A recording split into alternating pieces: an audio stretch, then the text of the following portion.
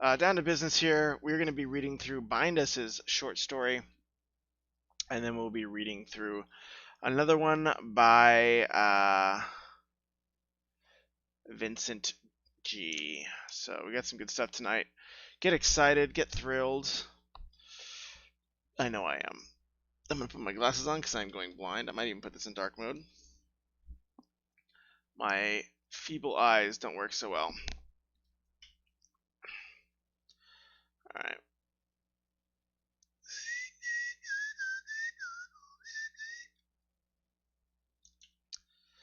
Alright, grime caked the cobblestone streets, so entrenched that one might surmise. Again, first side's really important, so I'm always going to be very tight. This is a weird word choice. Entrenched. Entrenched in what? Entrenched in dirt. It's not really clear what that means. I think you mean like there's a bunch of like grit and crap in there in those streets that make them grimy. But that's not really coming through very clearly. So I would definitely make sure that we sharpen this. This word choice isn't clear. I think that's one of the things you find. Briar Cub, what's going on? Welcome, welcome. I think you were one of the first to arrive tonight, so welcome very much indeed. All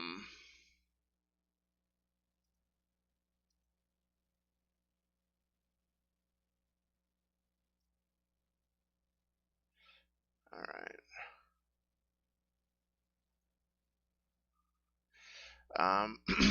Dirt on the street was matched only.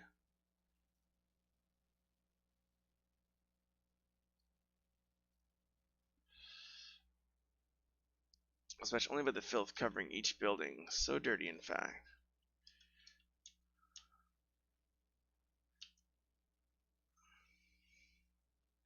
So we're getting into the passive voice, matched only by. So like this is leaning toward the passive voice, which in the initial paragraph potentially slows the reading flow.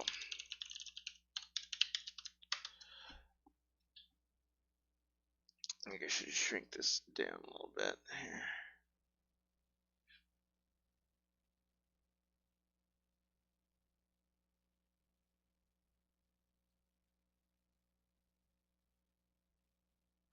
There we go.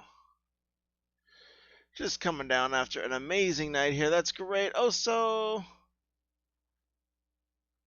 that's awesome. The passive voice should indeed be avoided when possible. Yes, it can definitely slow down the read, make it a little bit more confusing than I think most readers intend. What's up, Oso? And welcome, Briar, as well. I already said that, but good to see you both. And we're going to be getting into Bindus' story, which is a lot of fun. This is a priority edit, so he got to skip the line. Each building so dirty that upon first observation one might think the brick was made of obsidian.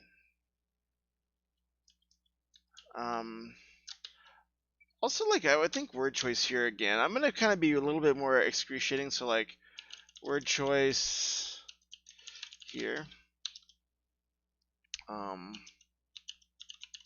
Is glass-like and usually suggests, you know, sterility rather than dirt. Yeah, so like that is feeling like it's like really sterile, you know, like super too clean almost, you know. So yeah, I would just be keep an eye out on that.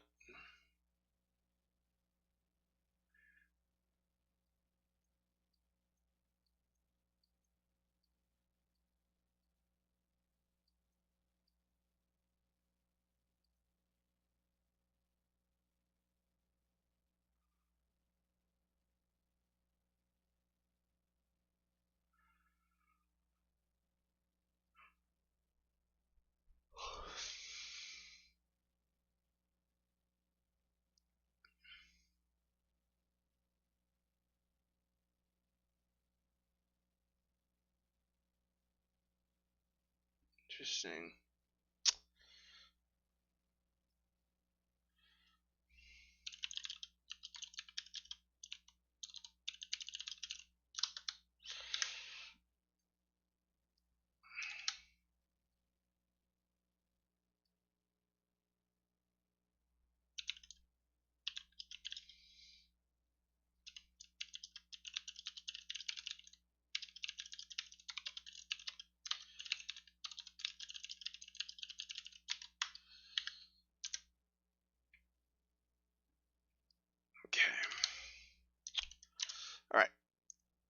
Muck. Okay, even the rain wouldn't dare evict the muck from the street. It seemed that government had killed Mother Nature long ago. So like I haven't associated government with muck, right? Like I haven't.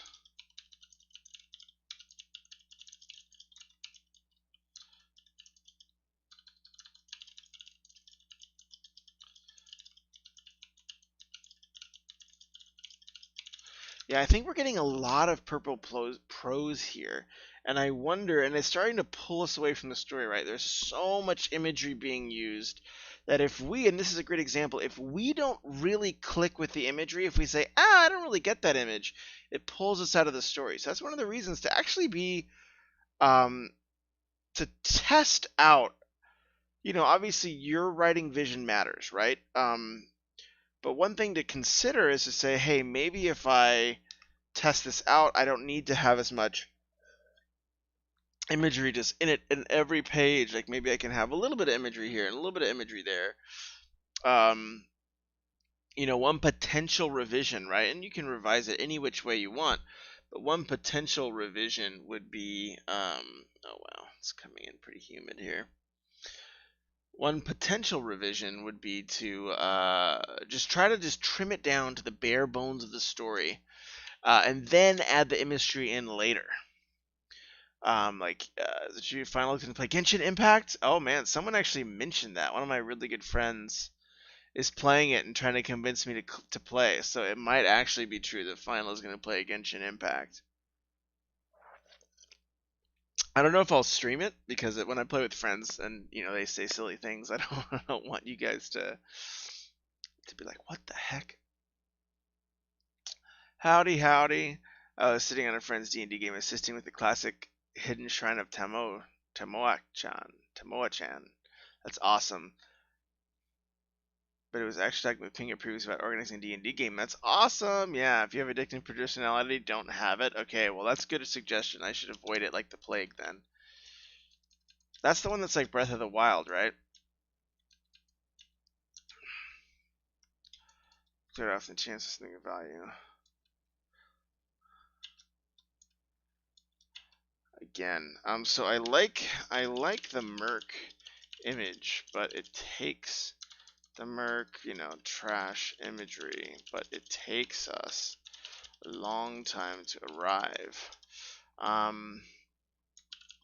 example, consider, use this paragraph as a testing ground. How could you write it in the fewest words? How about the most? Short sentences.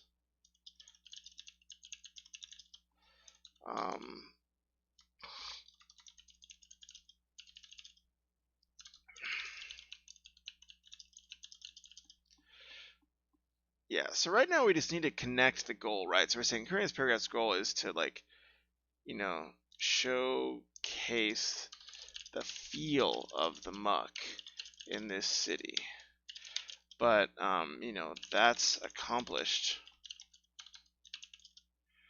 in sentence one. Do we need the others? Can we make them more additive?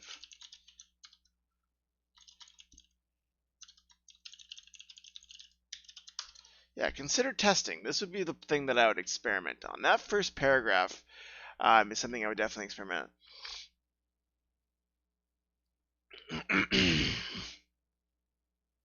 I feel like line 6 only was could be switched. Yeah. Let me see line 6.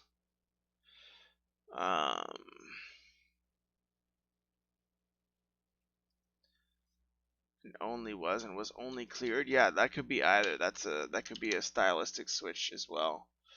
Do suggesting.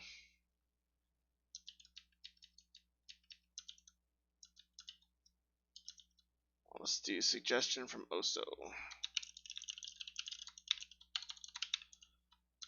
There we go. There never was. If you were to follow the tight, winding streets, you would eventually come upon a bridge under which lay a river, resting in the night's chill. Again, whenever you have these kind of nouns that don't connect to something that's easy to visualize, you'll always be pulling your story out towards the abstract, and it will make it a little bit harder for every reader to connect to it. And if that's something you're okay with, and you're saying, hey, you know what, I really just want this to be more image driven and to estrange a few readers, that's fine. But if you're looking for a broader audience, some of the more like, kind of very heavily evocative imagery, you might want to cut.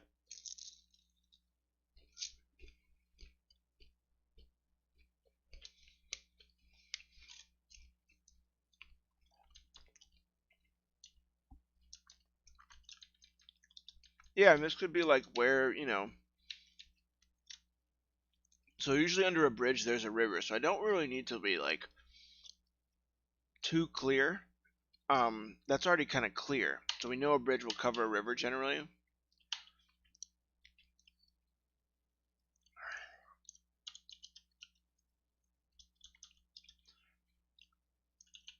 Here, I'll try to mirror the language. Traversing tar black river. So we want to get that tar, right? So I'm trying to eat and talk, and that's not going so well.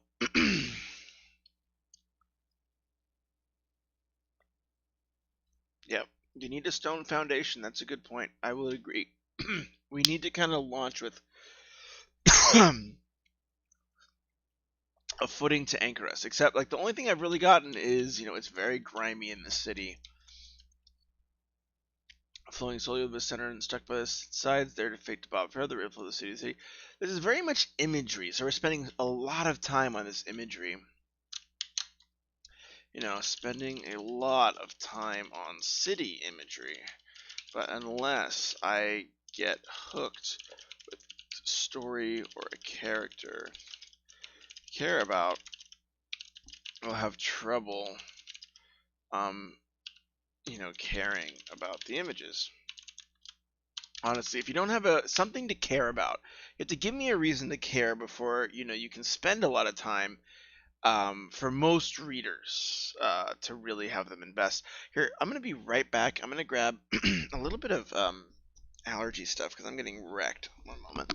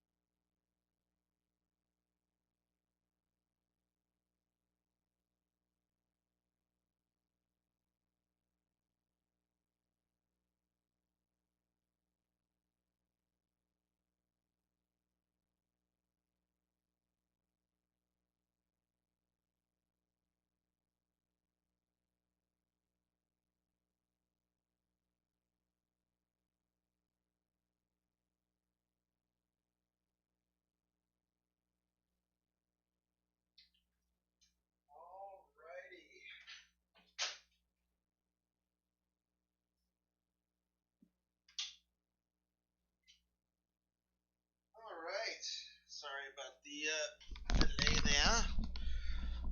Excellent. I return.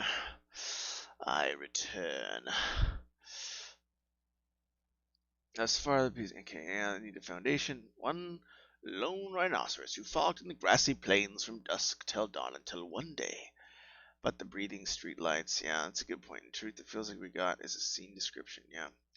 Yeah, we have to get to an anchor, I think, very soon. I think, and this is a really good example because this happens in everybody's writing, and usually, one of the ways, one of the ways that people talk about this is they start too early, start late, and we'll probably find a point in this story where the character and the story starts moving, and that's honestly where you're gonna eventually want to start. Light comes through angry glues, the pink electric billboards placed anywhere they thought someone might see. Some illumination from a window. One could not go a minute walking through the city without seeing the latest news of death flash by their eyes. So again, one is such, the one is, not a character. If you want to be really pulled back, that's fine. But the reader is going to be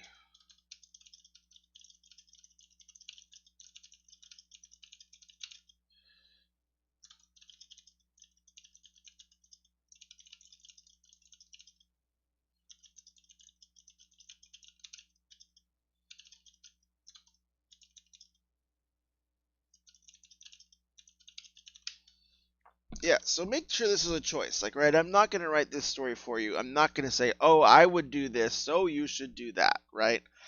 What I am going to tell you is that these choices have trade-offs, and you are making choices with some punishing trade-offs right now, depending on your goals, right? And that's why I always talk to a writer about their goals. Do you want this to be something that will be potentially publishable, accessible to a wider audience? Then some of these things are going to probably matter quite a bit. Chief among them is when you start bringing in stuff like one and this and that, and you're speaking as in summary. This is all summary. We haven't gotten to action. We haven't gotten to scene. In this market, it's going to be very difficult. Yeah, one could not go 1 minute. This type of phrasing is still summary. We haven't gotten to scene yet, and the sooner we get to a goal obstacle, the faster the story will pick up. Yeah, and that's your choice. If you want the story to really ramp up slowly and to kind of have this slower pacing, that's fine. You can do it. You're just going to have a more limited audience, and it's not really going to be fitting with the pacing that your modern readers used to, which, in this case might be kind of damaging to your story, to be honest. All right.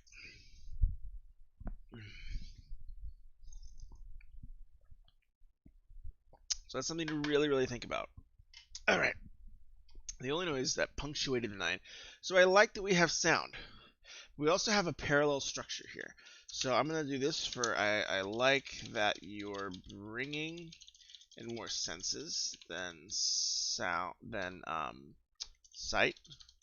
I think there was smell earlier. I mean, that would be a really great tool to have if you don't have it, because you're trying to create this sense of nastiness, right?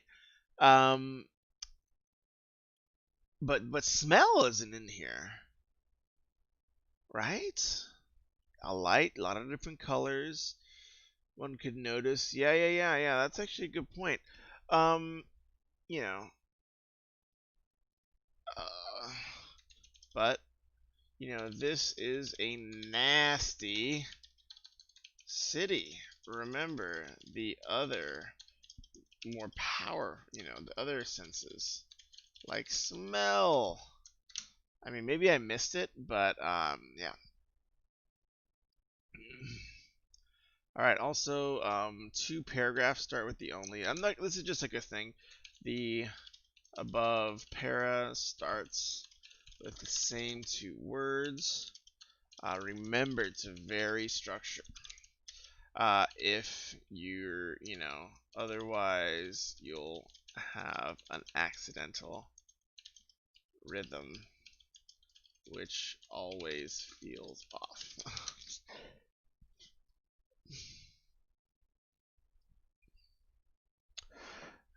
Final boss editing. Can you show us the way the author could have injected a character sooner, possibly in the viewpoint of someone exploring the city? I think that's it, right? Because that's the challenge with summary, right? We're in the narrator's, like right now, we're in the narrator's point of view. We're not in a character's point of view. We're not even in someone interacting with the world, because the thing that tips us off is this: one could not go a minute. So the narrator is describing someone else's potential experience of this world. So we're as pulled back as far as we possibly can be in summary.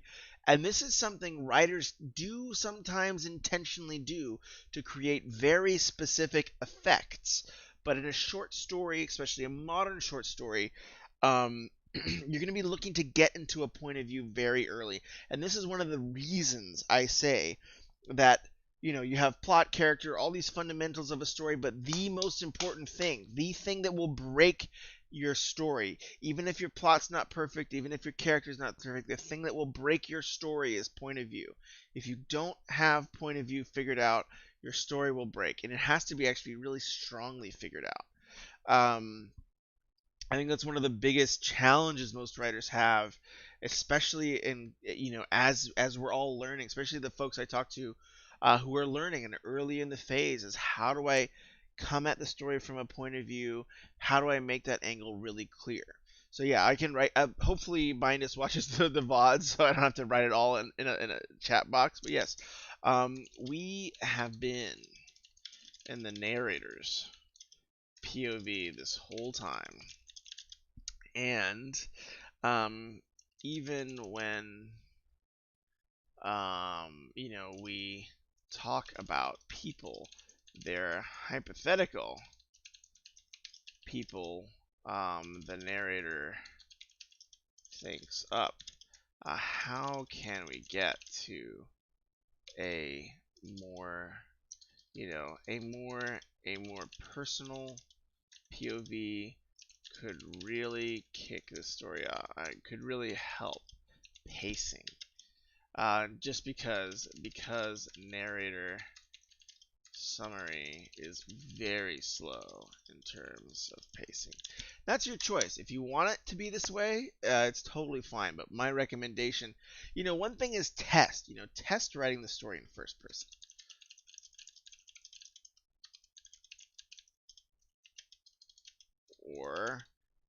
And second person, and third person. It's a short story. Why not? Just test writing it out in 3 different point of views, or in a plural point of view. If you want to have this plural back, and plural POV. I mean, because that's the thing, like, that could be something really cool, right? Like we did that writing study on the Year of Silence, where it was in a they point of view. They went to the city. Or, it could be a we point of view. Like, we knew these grime streets. We walked through the caked cobblestone, dirt so thick. And you can make it poetic almost, like, dirt so thick it was a solid mass. I couldn't even see the like, we couldn't see the stones anymore, but we kept trudging. You can do so many interesting things with point of view. The one downside of the narrator is it pulls you back so far away from the story. It pulls you up into the idea of the story, right? It pulls you up into a storyteller telling you about this city. And if he's not a very engaging storyteller, and that narrator doesn't have a lot of personality, it's going to fall a little flat. So when you're pulling yourself really far back like this, that narrator's got to have voice. He's got to talk like with style. He's like, hey, you know what? Let me tell you about this grime city. It's super grime, omega grime, like something like that makes me want to listen to them. because you need something to hook me into the story, and if it's not going to be scene, plot, character conflict, you're going to have to hook me in with something. If you're going to stay in narrative summary, you will really want to consider spicing that narrative summary up enough, and making that narrator like really spicy and interesting and talking in a weird way that makes me want to go keep reading. So you remember, plot and character, and we were talking about this Pinga as well, as plot and character aren't your only tools. You have a lot of tools. You can kind of approach this from a lot of different directions, but the one thing I would recommend is if you are going to be approaching it from a narrative dimension, you need to think about what's going to be the other hook. I don't think there's enough here yet. There's not enough of a hook. A lot of readers might just say, "Oh, okay, I might flip to the next page, see what happens, see another story if this was in a published collection." So really, you want to think about that. A man sucked on a generic cigarette, reflecting the street light when someone back that had been installed when someone cared. Wow, that's a complicated verb. That had been installed back when someone serious. This is like a passive voice because somebody else. So passive voice, and it's like past perfect. So that's like a really, I think that's past perfect. It had been, yeah. No, that's been going. He had been going. Yeah, it's past. It's just like no, it is past participle. God. Something like that. I'll put a question mark. I should Google that, huh? Yeah, I think it's past participle, right?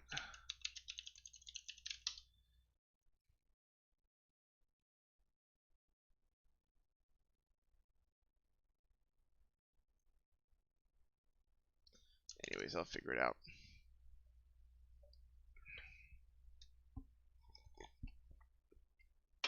I'm old. I forget all that stuff. He leaned against the railing, his dark eyes watching, his dark eyes studying. I mean, this is kind of a soft verb.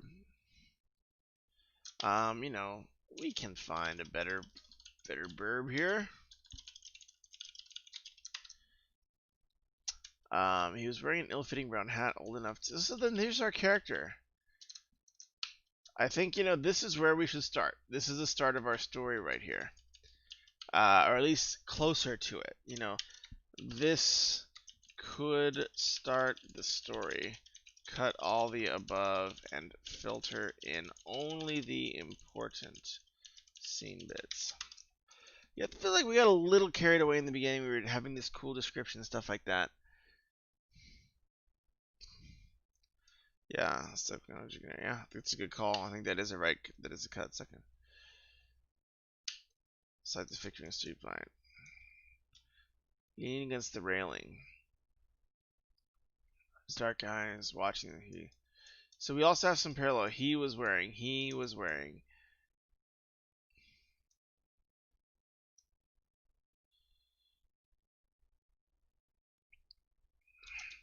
This one thing is was wearing can always be. He wore an ill-fitting brown hat, old enough to have been worn by his grandfather. Old enough. Maybe you could just do for his grandfather. Oops. Old enough for his grandfather, and dirty enough to have been found. To have been found discarded in the streets of the city. So really, and dirty enough for trash. For curbside. Yeah, so think about, like, that's where I think writers get confused with purple prose sometimes. You want to stretch out, you want to add more words, but you're looking for more specific and dirty.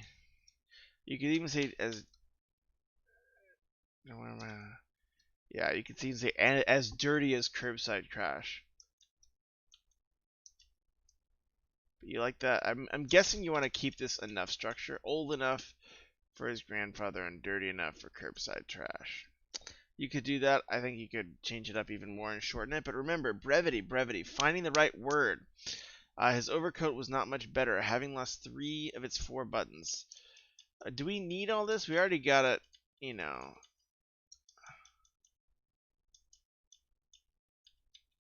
Yeah, so we get characters. So do we need all this? I like that he wore it anyway. This is giving me some. This is some good free and direct discourse here. This is good free and direct discourse. This is the narrator, the third person narrator, you know, using the same tones as the character might.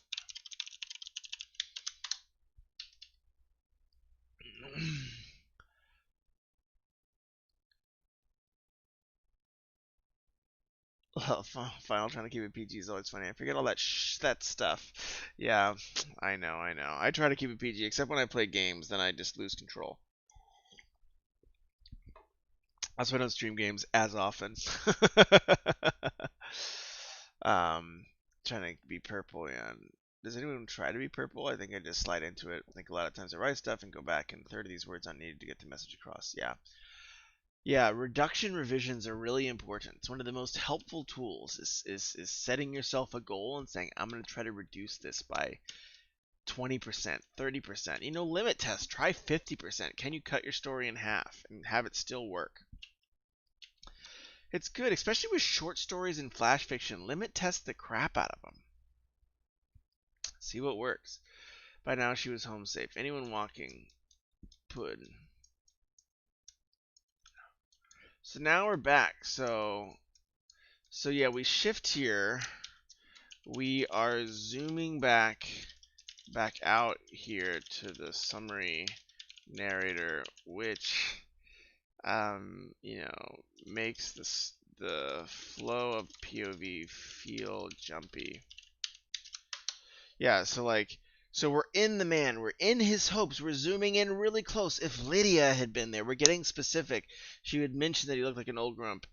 The man hoped, so we're pulling back out a little bit, that he was home safe, and then anyone walking past would have said. So we, you know, usually you're looking to be very gradual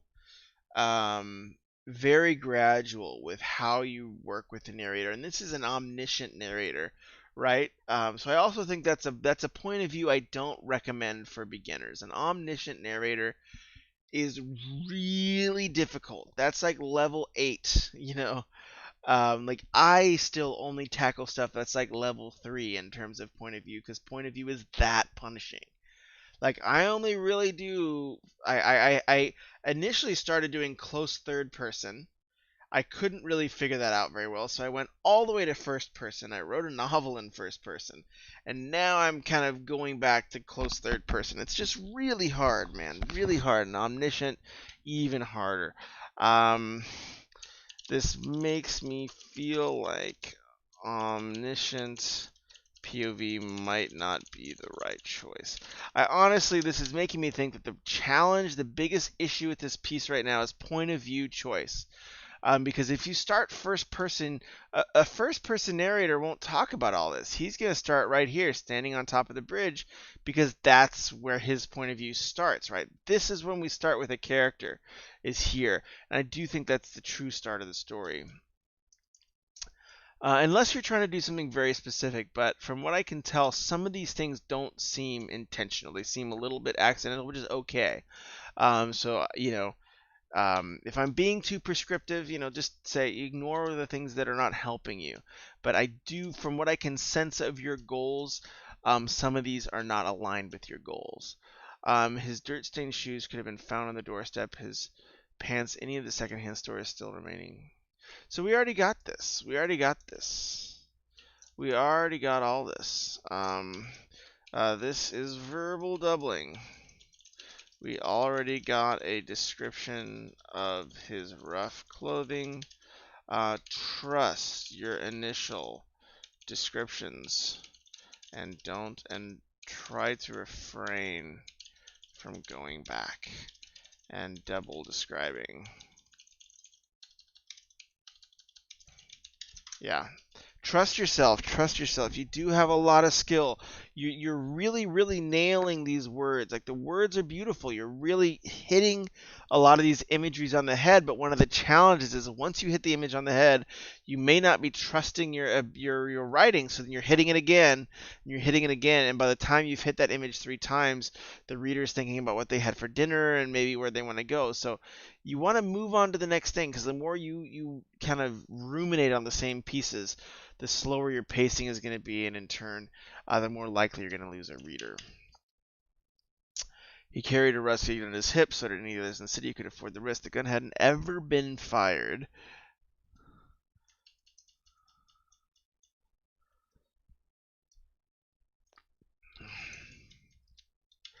So this is also like a very distant, right? Like, it never fired it.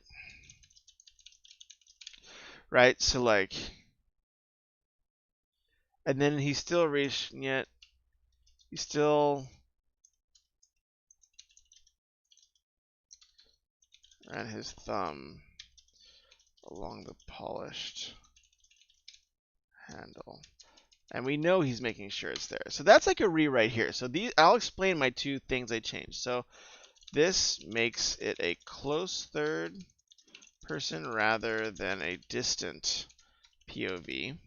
So that's one tweak. And this is using touch sense to make the description more evocative. And this section here, and the making, and I cut, making sure, because that was already implied, so it was verbal doubling. Boom. So that's an example. I'm not going to go like super detailed into the grammar and changing stuff. I think it's probably most helpful because a lot of the problems are high level. They're point of view level problems. But those are some of the ways I would fix it, right? The gun had never been fired, right? That's very, very distant. That's describing an object. It's not even the person holding the object. So he'd never describe it how he would describe it. Like, I've never fired that gun. He'd never fired that gun. Because when a point of view character is talking about something, they're filtering it through their sense experience and their actions. So he had never fired the gun. Not the gun had never been fired. That will make it at least more personal. If you want it to be more pulled back, you can stay with your initial thing. But I have a feeling that's not intentional. And the second bit is, he reached down every so often to make sure it's still there. That's a very generic thing. How is he reaching down? He's not just going like this. Tell me what he's doing. So he's running his thumb over the polished handle or the polished butt of the gun, whatever it's called. Doesn't matter. And then the making sure it's still there is also, we know that he's doing that. He's literally going through that action of making sure it's still there. So you're describing the action of him making sure it's still there and telling us what he's doing. So it's verbal doubling because you're not trusting your evocative description. You are going to have to start trusting the reader. It's very difficult. Trust me, we all struggle with it. But you'll find that it'll really make your stories have a better pacing and a better relation to point of view. Final Fit was a short story, but I don't know if is an excerpt or an entire short story. I'm probably gonna end up doing an excerpt because I'm already how many minutes into the stream? Already about 40 minutes in, and I have one more story I want to do, and I don't want to short shrift the other writers. So I'm gonna probably what page are we at? 3. I'll probably get to the end of this first section. I think that's actually a really good stopping point. And then I'll switch to the next story. Because I think, even for short stories, a lot of these, especially when it's point of view stuff, I mean, that's the whole, those changes you make will probably be pretty fundamental in terms of changing. Dark fog enveloped the city, but that much was normal. Even during the day, it remained foreboding smog.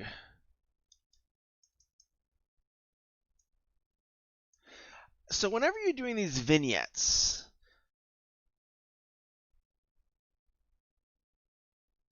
I like these vignettes. They're very, very descriptive, but there should be a turn. And so this is very advanced. So I see kind of what you're doing here is you're just trying to paint an image. You're trying to have this guy in this city smoking a cigarette, kind of has his memories and his experiences, and then we go to the next vignette. These are really tough to pull off. So first off, you're choosing a very advanced style. And the first thing I would do is I would read a couple of these types of stories that do these vignette things. One of the examples I have, if I can find it, it's probably inside. I'll just post it because it's a mix of poetry and prose. And they call it a novel, but it's really a freaking poetry collection. I actually kind of hate that it's called a novel. I think it's really stupid. But it's very artsy fartsy, so I guess they do it that way. But this is a good example. So like, I'm gonna put this down here at your vignette setting. So like, I'll just do it over here. A series of image-based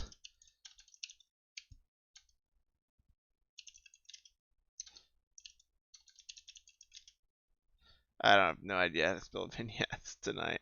There is tough to pull off.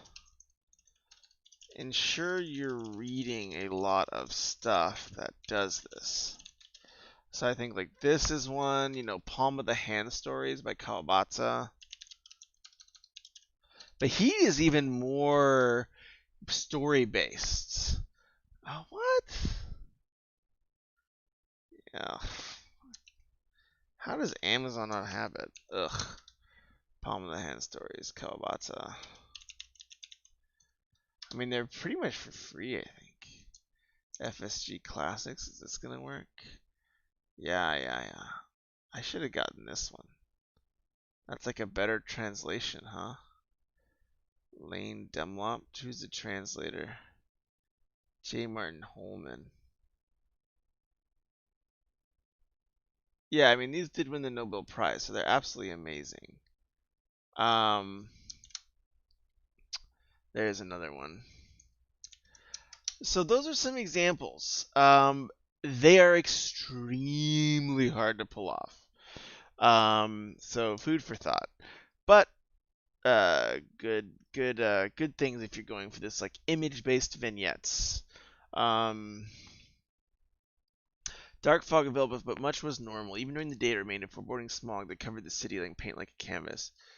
Man puffed a cigarette. I mean, we're on page 3, right? And so this is the thing, we're on, over page 3. We're past page 3, and all that's happened is a dude smoked a cigarette in a dirty city.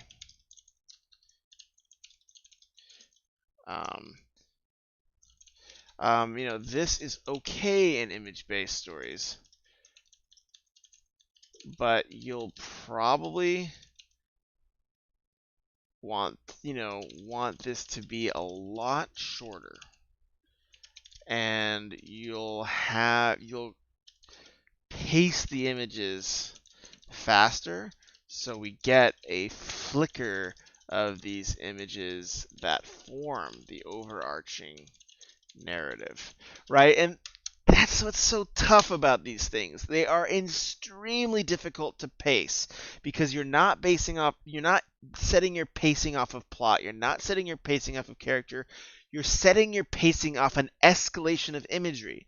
So these escalating image short stories, you really, really, really have to think about it, and you really have to keep things fast and fast. So I would consider a reduction revision. Can I reduce this down by as short as I can possibly make it. Can I take off 1,000 words? Can I take off 2,000 words? Those are the questions you should ask. And I'm going to put that in my overarching notes. Like I think the good, improve, and I'm gonna do another section which is tests. Which is like so good. I love the imagery and the world. I like what you added with the character and his thoughts about his sister. Like that actually really helps a lot. I don't know if you realize that's like night and day, because I remember that was not there in the last story. I would like test different POVs. Try reading. Oh, actually, another one you should read. It's in the Discord. It's the Year of Silence. Read the Year of Silence story in my Discord library. And watch. I literally did a video interpretation of it. Like, not interpretation, but just like coaching on it. What they were doing, how they were doing it. Where's this section when I put it?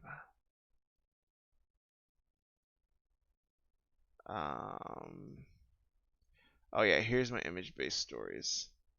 I'm gonna actually find my Year of Silence thing, and then I'm probably gonna have to speed through the rest of this because I'm running low on time. Um,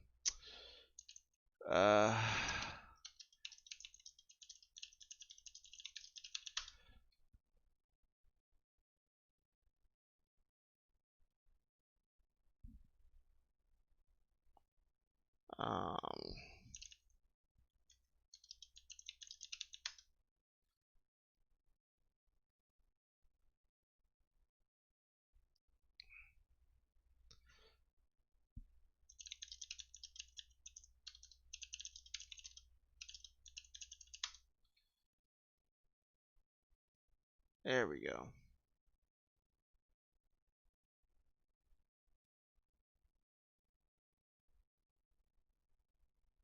I'm gonna like it.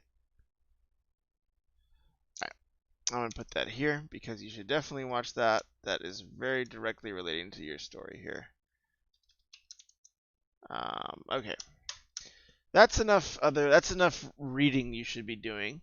Remember, whenever you're writing a story, like that's the thing. Everyone thinks that you have to read to write. You have to read to write.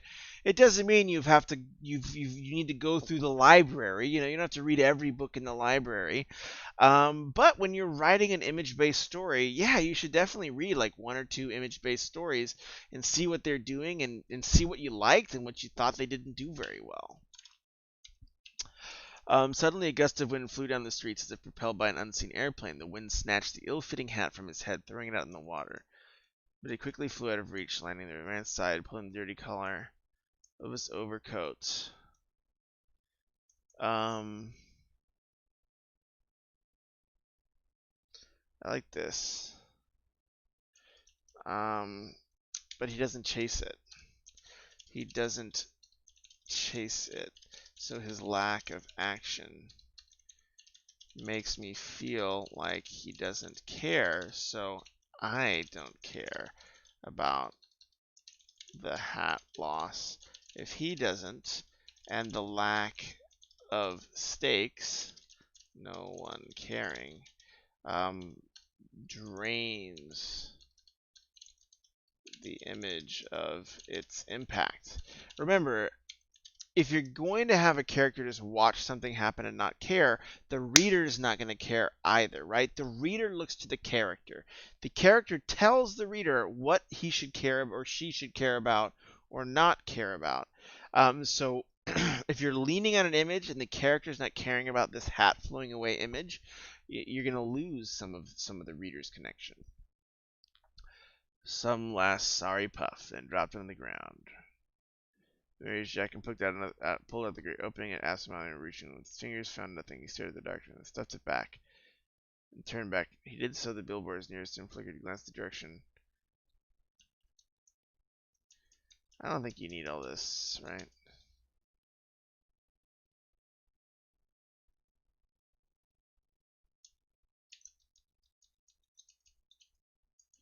The billboard.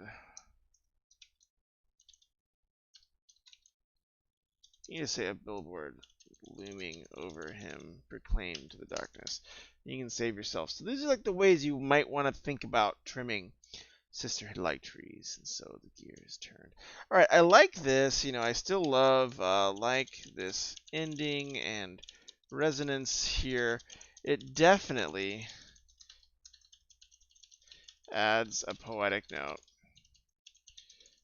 So read that grief book. That book, I don't really like books of poetry. I barely ever read like I actually read a lot of poetry lately, but I don't normally seek it out. But I've been, forced myself to read it because I think it's good for me. Um, uh, uh,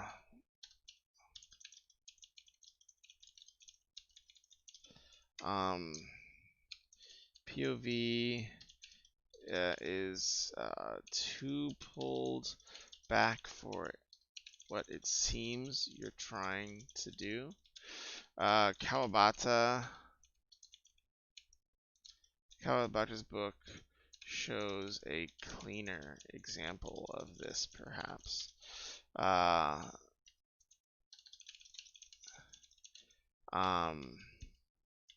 Yeah, Palm of the Hand Stories is freaking awesome. So definitely.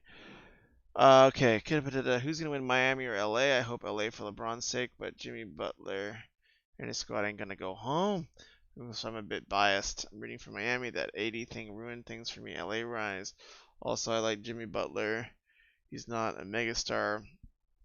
I'll definitely give it a try. Give what a try?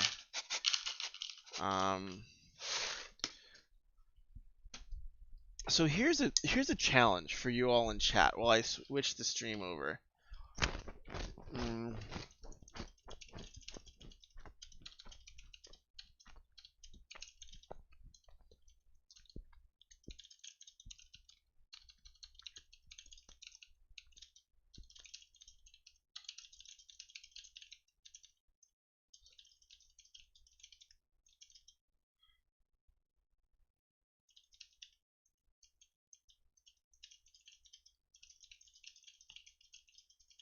So this is a writing exercise. I'm going to ask you guys a question in chat in a second, but this is a writing exercise. So shorten your story by 1,000 words.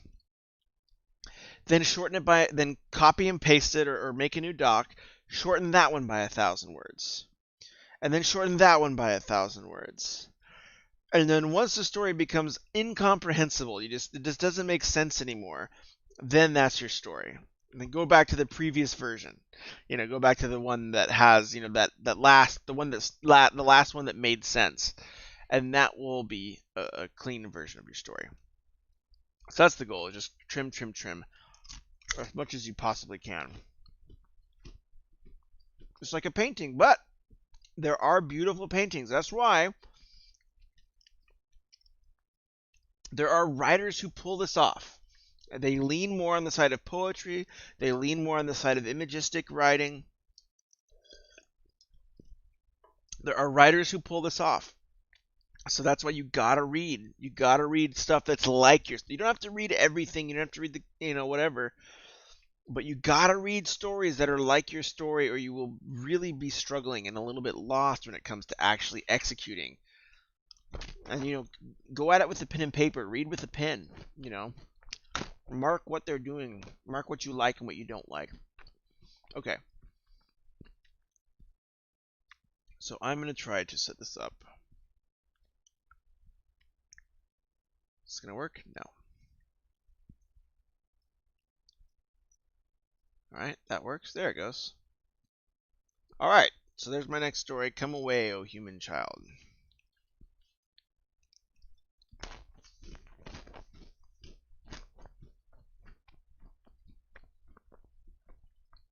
Yeah.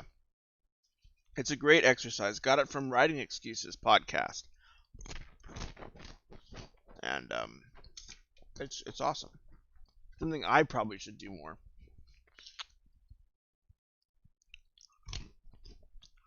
I'm too stubborn though. It's tough for me too. It's tough for everybody.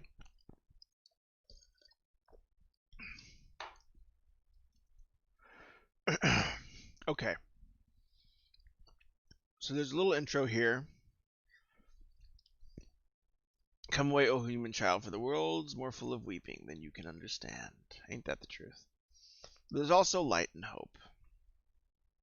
I think that's one thing that I like to think about in my writing, is even though there is darkness, that's not the end. It's not the end. Based on my experience in life in a psych ward, the Antreus is a novel in episodes. The episodes are about the experiential correlates of different forms of mental illness.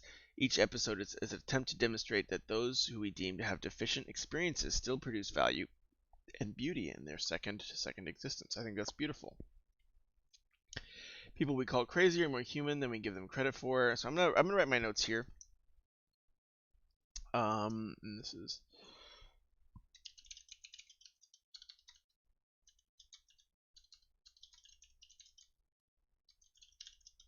I think you apostrophize the come away O and it's apostrophe human child. I could be wrong though. So I'm gonna say P1. I love the intro and your ideas behind the piece. It really helps as an editor to see your goals and your vision a little bit. So that's something that, you know, can you guys see that well enough, or is it too? Is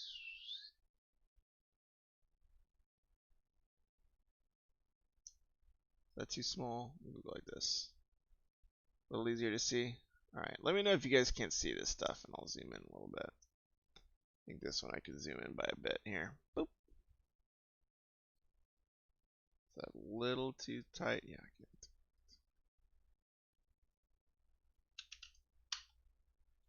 I think that's about right. All right. Okay, so people are human, but if you need to visit a site work for yourself, see how the patients are treated and know that it's not. Hope the picture seen through the cracked camera obscures to the citizens will, in the end, turn out to be something different but entirely recognizable.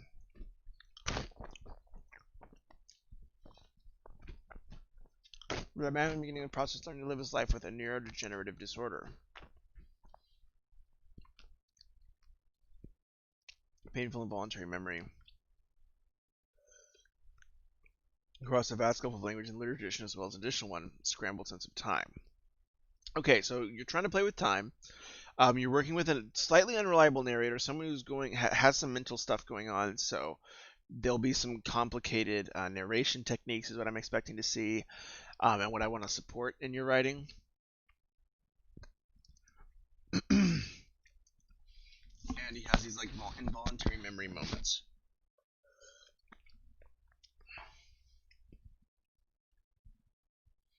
Here's one: a ruby deep red and shot through with flecks of orange.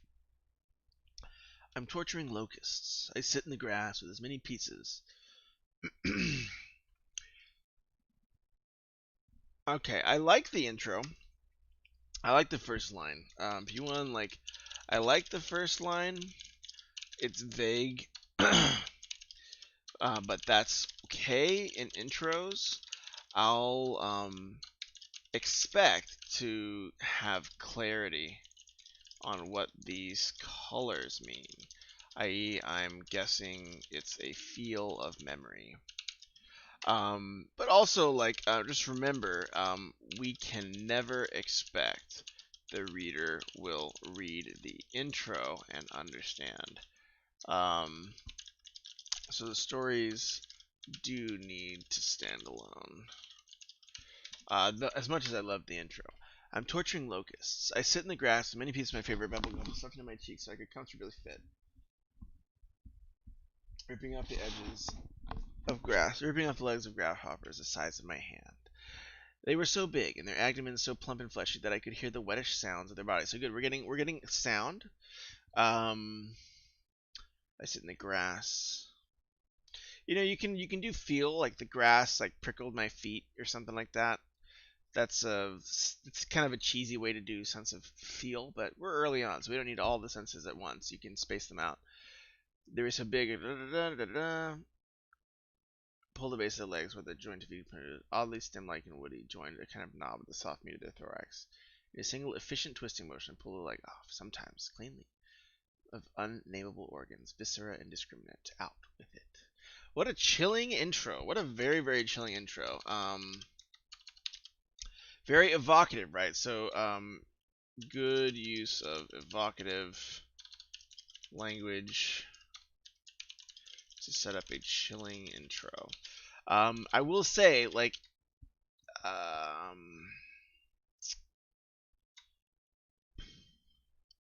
this will make your character unlikable. It's understandable, but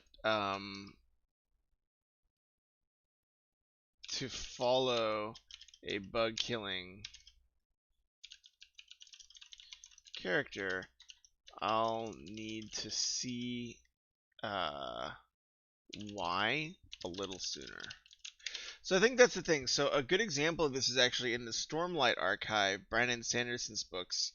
One of the family members of one of the main characters, just like tortures animals, and, cuts them up and does all these terrible things.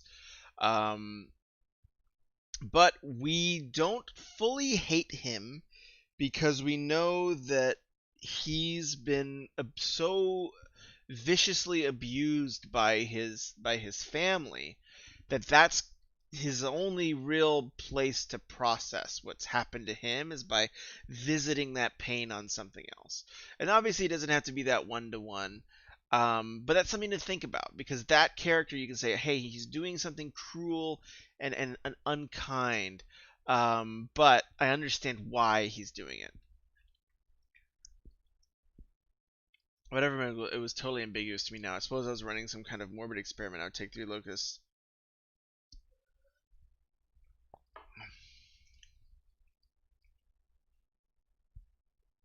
All right, so we're switching tense, which so I am torturing locusts, right?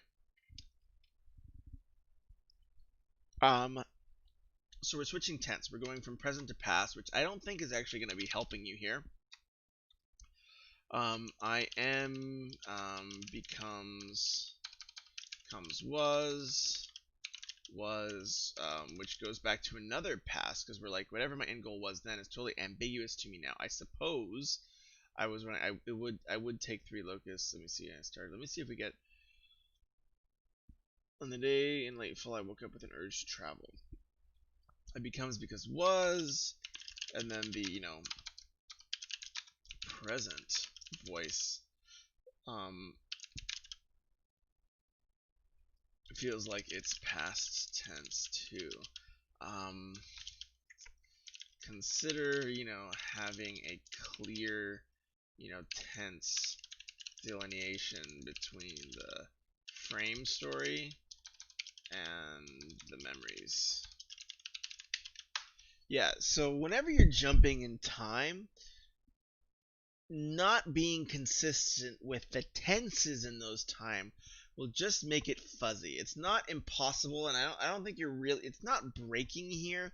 It's just fuzzying up what's present and what's past, and that could be your intention with this final boss editing. Face cam is over content. Oh, it's over content. Oh, I see. There you go.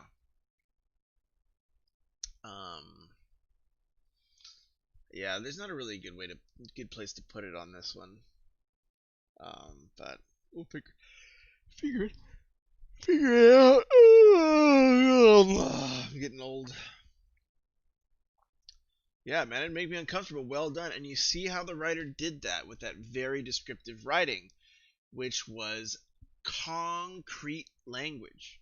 This is not a pulled back narrator. This is someone who's describing the details, the concrete details, because if the writer describes the concrete details here, we experience it ourselves, because that's how we absorb the world, is through sight, through sound, through our thoughts, through our touch.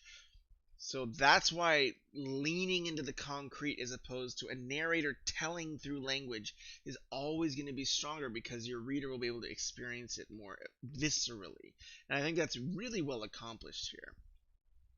Whatever my own goal was, it's totally ambiguous to me now. I suppose I was running some kind of morbid experiment. I would take 3 locusts and pull different combinations of legs off each. Of course, for the first, I started with just the hind leg. Something seemed to me endlessly interesting about the thought of a grasshopper. What a master tripper must do without what I consider their most useful and defining adaptation. Would it be upset, confused, or would it merely be content in its new life of jumpless quadrupedea? In sort of inverse sort of experiment I left. So yeah, so we're getting into the thoughts. So this is a very smooth, gradual move towards interiority. The way the one moved was upsetting to look at. One day I woke up with an urge to travel. So, what do I think about this?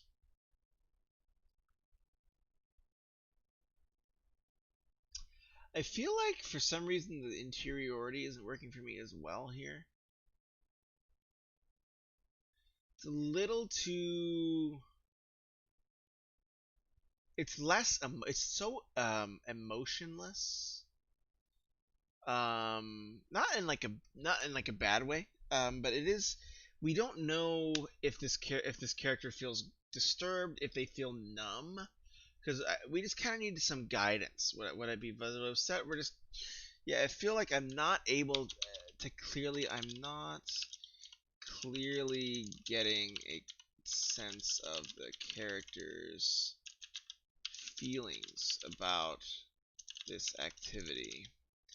Um, it's a mix of, I'm getting a mix of numbness and not guilt, but just like confusion. But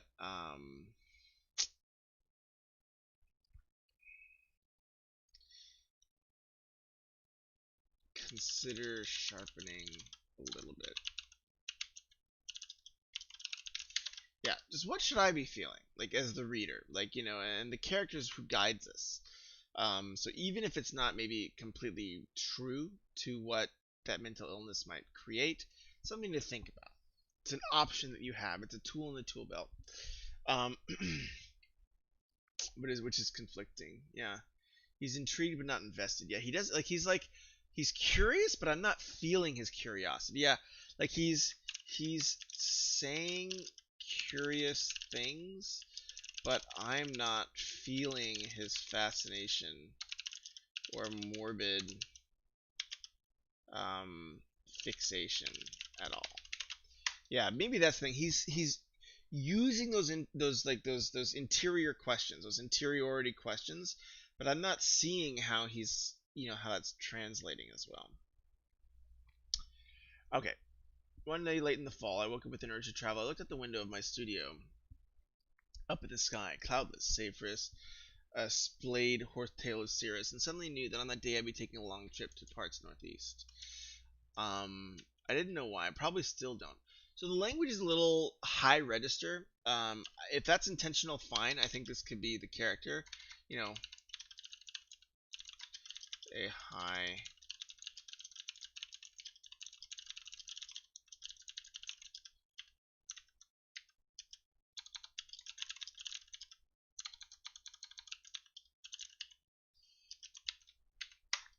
Yeah, just make sure you want that to be the case.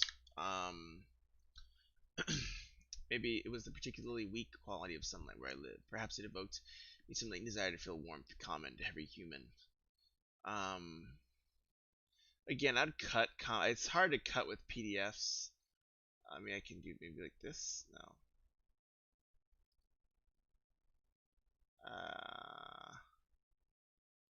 No, that's fill and sign. God, I hate PDFs.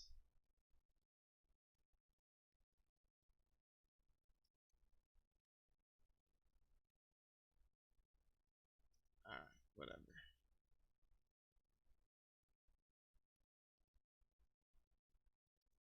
Edit text and images. Maybe that'll work. Is that the paid version? I don't know. Alright, well, this is why I hate PDFs. Okay, anyways. But I would say cut common to every human. That's already clear in context.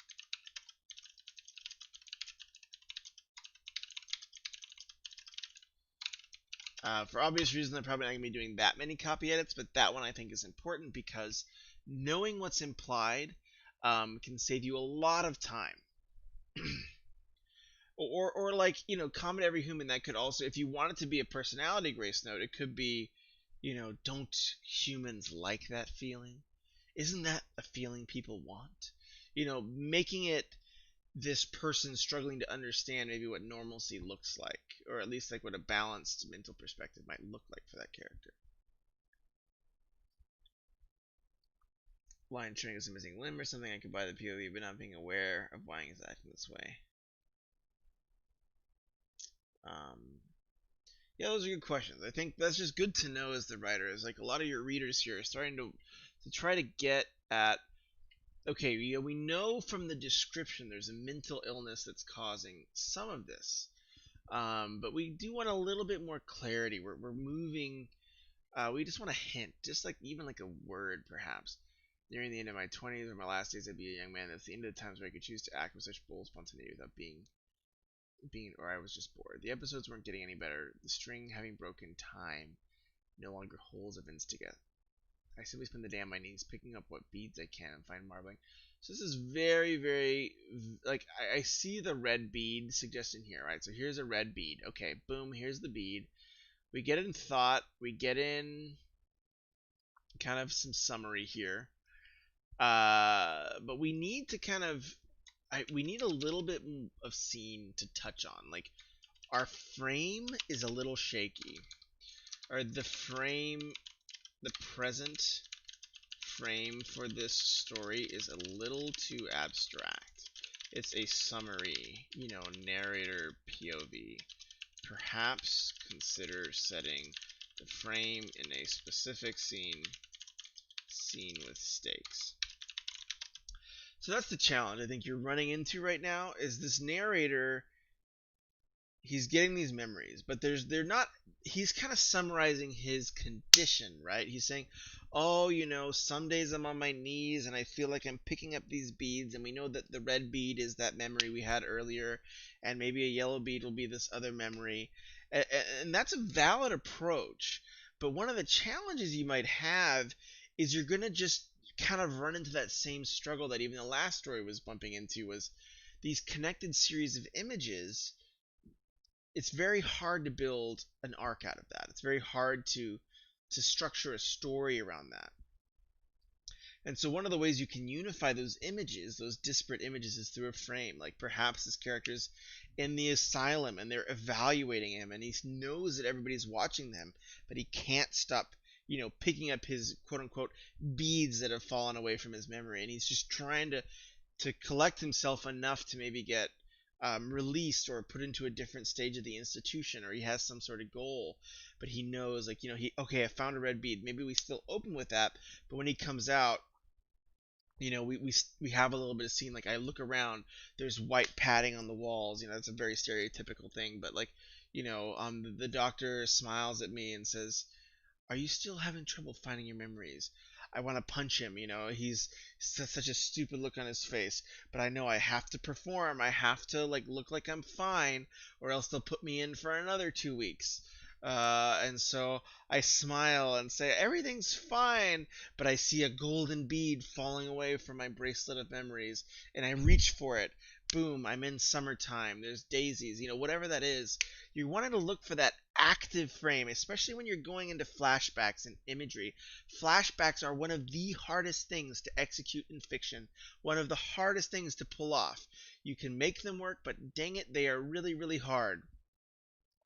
So the fact that you're structuring your story around flashbacks means that you're going to have to really consider using some of those techniques, like a very solid frame to support this story. So those are things to really, really consider. I'm going to take a quick restroom break. I'll be right back.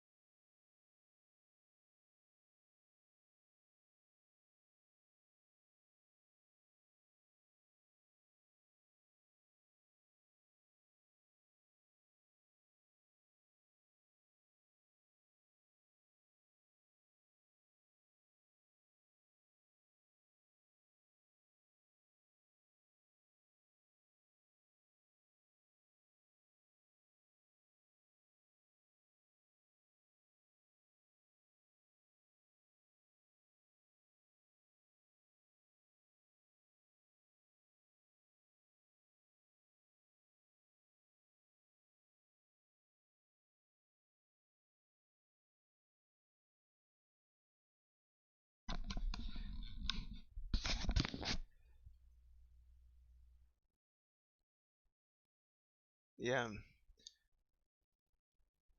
Something to mark those transitions. Yep, yep. I think it's a really great foundation here for sure. The way the character is doing this, yeah.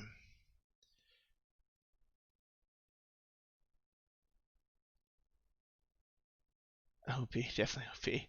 I like this one. Writer's definitely dope. Just trying something super tricky. Yeah, yeah, it's good stuff. I think it's really strong. It's really strong prose. I will say that prose is really strong.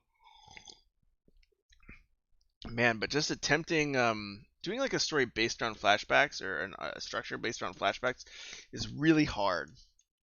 And jumping between time is really hard. And I think a little bit a few of the kind of the themes are yeah, it's not they're not 100% sewn up, I would say, just yet.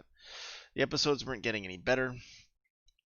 Time no longer holds events together. I simply spend the day on my knees, picking out what beads I can, marveling the sun shines, one falls away. I scrounge around seeking another. The doctor must have said something that avoiding stress would help keep them at bay. I don't remember when. Maybe can't, might never. Yeah, the direct address narrator's tough. Because it drains stakes from the story. Because we know that the narrator is here talking to us, right? So you lose some of the stakes of the story. What up, novelist? How's it going? Um, the direct address.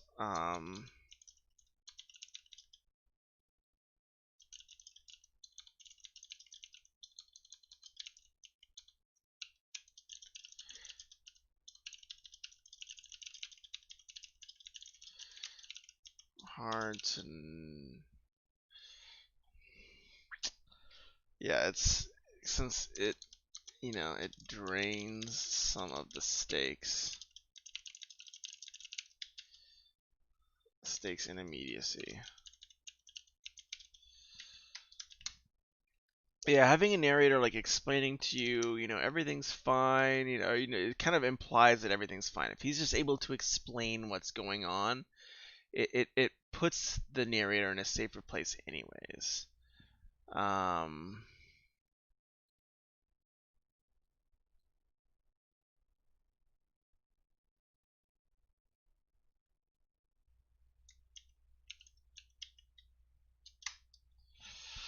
I,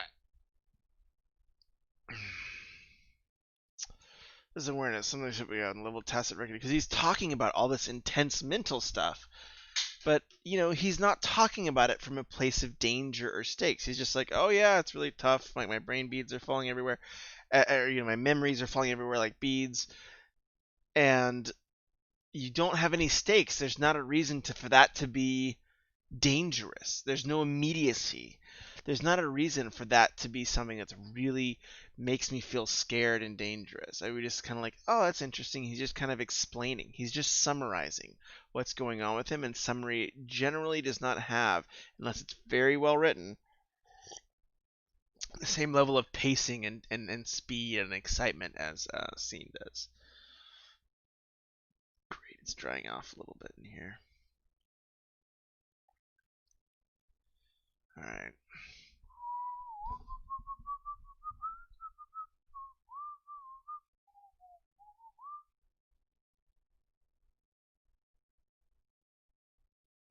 There's a potential, but it's not yet shining. I don't see what the whole flashback thing is adding to the story. That's a good note, Pinga, that you as a reader really value a character that you can understand, and the fact that you couldn't get a very fast understanding of that character sounds like it was a detriment to your reading, at least. But said it's okay. I don't remember when I might be, can never, but it's in where does the sun about something far before text. I'm getting tongue tied here. Um, So when that morning, I stood sipping my morning coffee, looking through the window of the car. So we probably should start with this. And then realize that, hold on, I had no memories of going to sleep the night before, of waking up in the morning, or of showering, or putting my wool cardigan I was wearing, or even brewing the coffee, and I held my head. Really, anything of the right to the point until I found myself drying a cup to my lips. I remember when I tend to begin to accrue past normal levels. It was time for a break. Okay, so that morning moment has some immediacy. But is that the frame? No, we're gonna jump ahead. Ah, dang. I think that's the thing. Like, I kind of want to have a scene a little bit. It's you can pull it off with the narrator, but it's hard because you just every time you set up this terrifying situation of sitting like that's such a beautiful picture, sitting with your morning coffee, realizing you have no effing clue how you got there. That's a story. Like that's amazing. But then you summarize to the hospital so everything turns out okay to some point, and you just draining that those stakes that are so beautiful. um the speed summary, yeah, so you're doing summary, you're just summarizing. Okay, it's like a book report. We're going so fast through this person's medical history, we're losing um the stakes and the feel and the tension um, is moving so fast, like a book report, that we don't have time to sit in the tension and drama of these scenes before we're on to the next, before we've skipped ahead where we're at the doctor.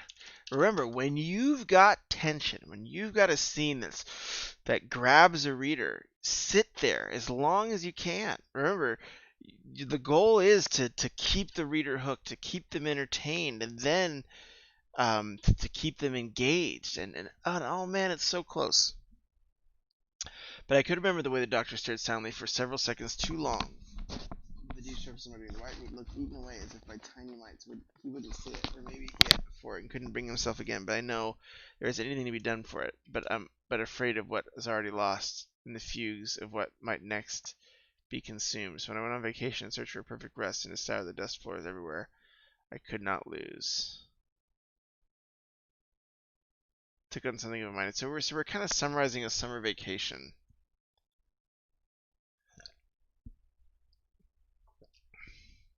Like a presence of something divine drawn too near. So this is getting a little purple here. The sunset. So yeah, I would say the description on the bottom is getting a little too overly poetic. Like P4 bottom, a little too poetic. Description for my tastes, at least. Yeah, we're getting a little purple for my taste. Rippling and toss sheet, because it's just like whenever prose gets purple, it's hard to connect the images, right?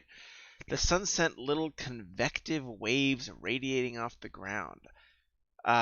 Is that like the mirage, like the shimmering of a mirage? Is it like radio waves, like like the presence of something divine? So how is like the ground divinity like the sun waves off the ground? And then reality. So now we're like zooming out. Reality itself seems to bend against the strain of containing that. Is that, are you talking about the waving of the air? So that's when we kind of, at least for me, the prose gets purple, where you're using images to describe something that are so abstract, it's really hard for me to picture what it means. So we're doing more abstract language and we're losing the goal, which is to communicate the scene. Rippling like a toss sheet, like that's more concrete. I understand that. But what's rippling? Is the concrete rippling? So again, we still need a little bit of tightening there in the description. Everything ran. Even from the indoors, you could feel the strange motionless undulation of everything. Again, um, just a lot, just to say it's kind of miragey and hot, right? So my confused puzzled from the highway's general concavity that I was driving up or down. Oh, I like that you're using a big paragraph. I think not enough writers really tackle long sentences, long paragraphs. Look at that behemoth paragraph. I like it. Page long, but it goes into the psychology. So I do like that you're using paragraph length. I think this is on page 5 here. I like that you're varying your prose paragraph length to mirror the emotions of a character.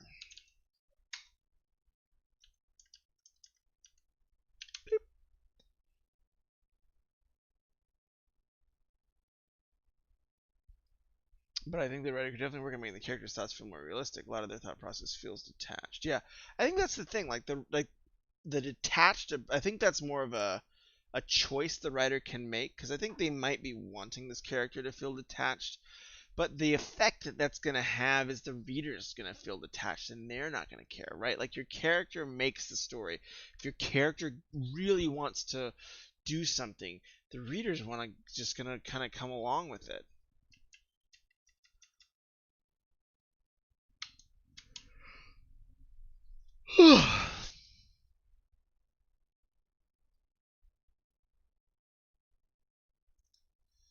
I don't mind the mental issues thing. It does not feel consistent with yourself. In fact, I kind of like the idea of mental issues leaking into the prose. That's absolutely what you should do. But remember, you're still telling a story, and I think you should. And I think I like your varying your prose. He's doing different techniques, making this really long paragraph. One of the reasons you would do that, I don't know if he's going to execute it that way here, but it's to have this like continuous confused thought. So like really long run-on sentences, really long paragraphs can feel like these tumbling thoughts, these thoughts that don't stop. So these are really good tools for you to have in your writers. And really short, fragmentary sentences can be really scattered thoughts. And so that's the power of free and direct discourse and some of these tools you all have at your disposal. Yeah, especially when you're writing more abstracty stuff like this, it's definitely worth doing. My confused senses struggle to puzzle out the highway's concavity, whether I was driving up or down. At the time, I didn't know that the final ridge, which felt to me like coming up and then unto, was really the surveyor's eye. A pop-up, then over, followed by a slow descent into. So when as it came up, so then, yeah, he's going really deep into the thoughts. But again, we don't have a frame, so you can always. So a really great example, and a book you should read is Miss Dalloway. Read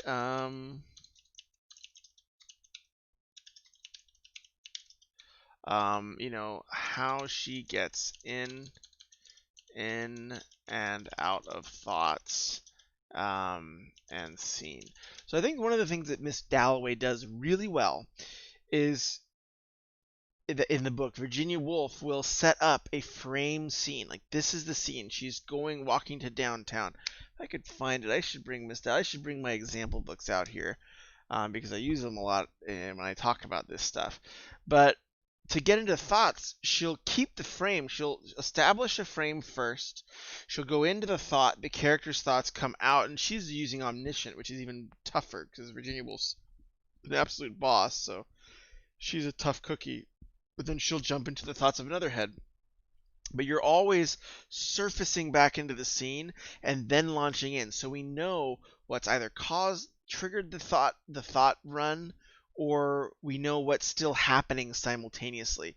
So I like that we got to the highway, but I don't really feel the overall story this fits into. Like it's this loss of memory. He's kind of left his doctor's office, but there's not really a continuity. I am missing. I like the highway,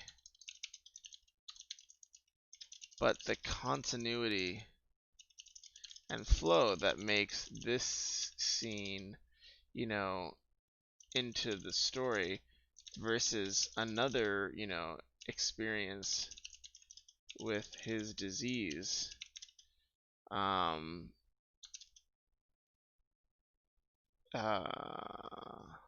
fails me.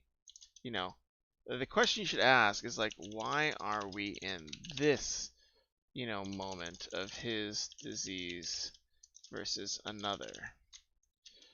This is the, question the storyteller should ask as they, report on this. And it's sort of like the historian, right? a historian or a biographer can take, the moments. A biographer has to choose what moments of a person's life they put in the biography, and they can shape the impression of the person. So remember that. Yes, you might be reporting on mental illness, you might be reporting on this stuff, but why are we getting the desert scene? Why are we getting the highway? Make sure that those are fitting into an overarching structure, and I think you'll find that this flows even better. At the time I didn't know the final ridge. Okay, I really like the way this feels. It's kind of Blender, surrealist approach. So I came up before the lip of the basin. It seemed to me that I was kind of a necker highway, making a final ascent to the crater walls to approach an area of fatness and made the city like a mesa, which one could see at the surface. Even they climbed up the walls. The effect of this road is a collapse into 200 super. So he's going off. So yeah, exactly. That's kind of exactly what I hoped would happen with this long paragraph. Is you're going to use it to show this character's wandering and wild thoughts, and this kind of this train of thought that kind of goes off the rails. So Disney, my way up to Miranda, they didn't wine light, seemed to faint. My arms, emotions, and habit wiped away, myself into a lurid awakening. I was pulled toward the luminous shard of Henrietta, sitting atop its impossible plateau, and glistening pile of wet razor blades in the desert sun. A little purple prose there. I don't know what that means. Luminous shard of Henrietta, like I don't remember what Henrietta is, but that's something I missed.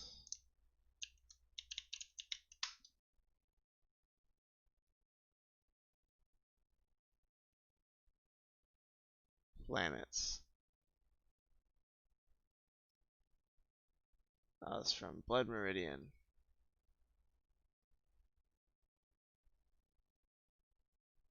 Oh, it's from Blood Meridian, is where it got popularity. That signals ill fortune in your horoscope. The ill fortune planet. Okay. So, but I don't even see a planetary thing. Vertigo may be worse, but the brightness is sitting opposite of the sun. Wait, up to Anareta. So to the sun, I'm guessing he's saying that it's an ill-fated star. So the sun is. But I did my one light of my apartment. So it's very like complex and tight. But again, I think we're missing a frame here. And just actually in the same way, not as much in Bindus' story. He had kind of a different issue of point of view, but a similar thing where you have this beautiful imagery. Bindus had this beautiful imagery. You have this great story concept. You have this complex world that you're trying to evoke, but we still need to have a story. We still need to hang it on something, and it doesn't necessarily have to be, a full thing. It can be a series of impressions that surround a theme. It could be any of these things, but I think the way this is executed with a very summarizing narrator that's been like kind of summarizes and jumps in, but when we jump in, it loses the stakes because we know it's just going to get summarized again. In the quivering city, framed for hot days, because I guarantee what's going to happen after this, it's going to jump ahead in the future, and this beautiful scene, this complex, experience this character's having, is going to pull me out. Yeah, this paragraph kind of lost me. Yeah, it's one of the challenges of doing mega paragraphs, and that's why it's always risk and reward.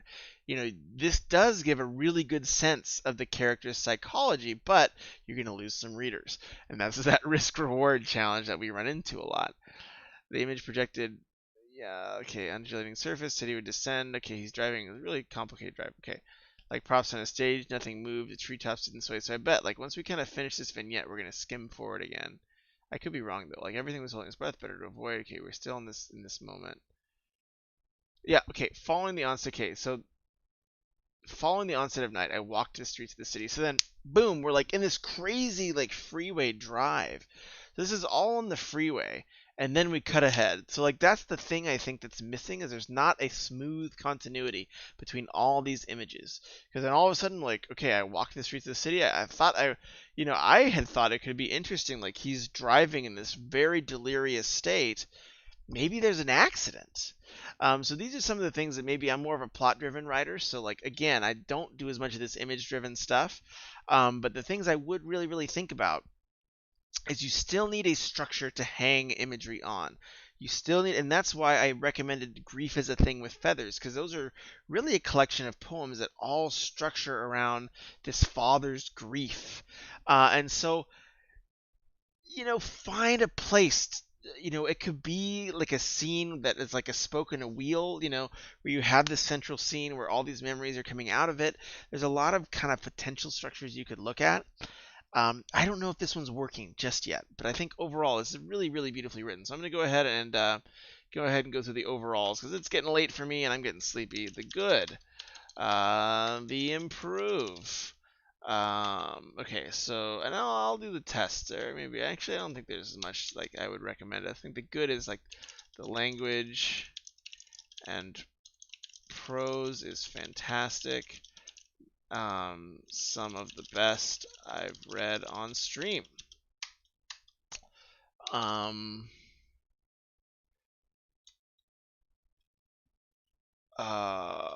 Like the conceit of the mental illness. The first two paragraphs were like solid. We need a bit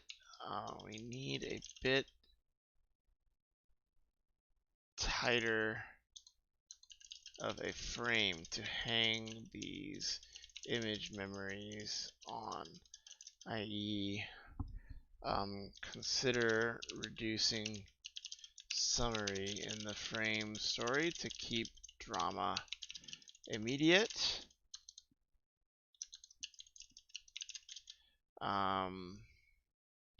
Consider a single moment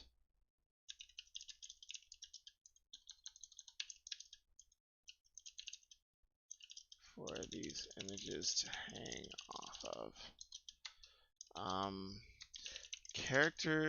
The characters' thoughts are clear through the stream of this, but consider pulling back a little bit to humanize this character and show us how he feels about this experience of his, is he numb? That's the impression I got. Or does he have other emotions around his mental? Also, if he's this mentally unstable, how did anyone let him on the road on the freeway? Anyways, those are kind of my big notes. I think this is really the prose, the writing, the page is really mature. It's definitely some of the more mature writing I've seen on stream. Because a lot of folks are kind of in an earlier stage of their writing when it comes to prose. However, I think in terms of the structuring and the arc and the architecture that this is fitting into, I think that maybe still needs a little bit of work. How are we going to smooth this out? How are we going to transition between these scenes in a smooth way? I would definitely recommend reading Miss Dalloway by Virginia Woolf. That is a very well executed